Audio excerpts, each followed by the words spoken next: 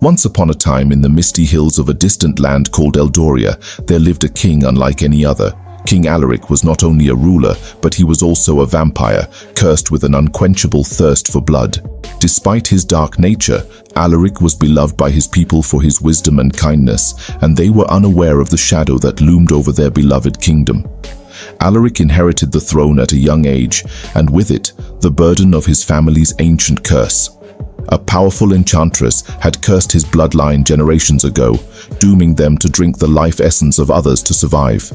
The moment he tasted blood, he transformed into a creature of the night, his body reinvigorated and his senses sharpened. However, Alaric was determined to defy the darkness within him, choosing to bless his kingdom with prosperity instead. One fateful evening, as a blood moon rose in the sky, an ominous feeling swept through the land. Legend spoke of the blood moon awakening the darkest desires within a vampire's heart, prompting King Alaric to lock himself away in the castle to resist temptation.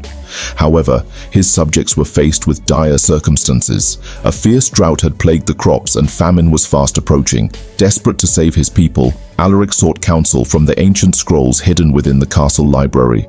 There he discovered an age-old prophecy that spoke of a mystical flower known as the life bloom, said to bloom only at the peak of the blood moon. This flower held the power to restore life to the barren lands, but it grew in the treacherous valley of shadows, guarded by dark spirits. Heart pounding with determination and trepidation, Alaric set off on a journey through the valley of shadows. His soul craved blood, yet he focused on the noble task ahead. He battled his inner demons, the whispers of temptation echoing in his ears, urging him to give in to the primal urge. Instead, he drew upon the love for his people, allowing their hopes to guide him. As he traversed the valley, Alaric encountered fearsome creatures, shadow wolves with glowing red eyes, and wraith-like spirits that tried to pull him into the darkness.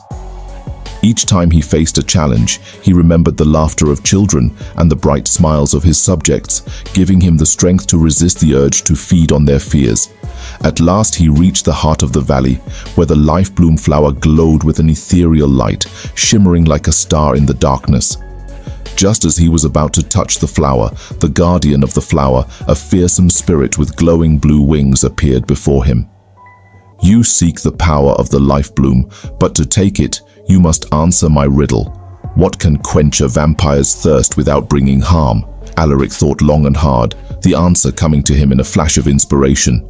"Compassion," he declared, "for it is in giving that I have found my strength, and in loving my people that I can endure." The guardian smiled, impressed by Alaric's wisdom and sincerity. "You have chosen the path of light, embracing your burden for the love of your kingdom. The life bloom shall grant you its power." The spirit of the flower granted Alaric a vial of the flower's nectar, a shimmering liquid that promised to restore life.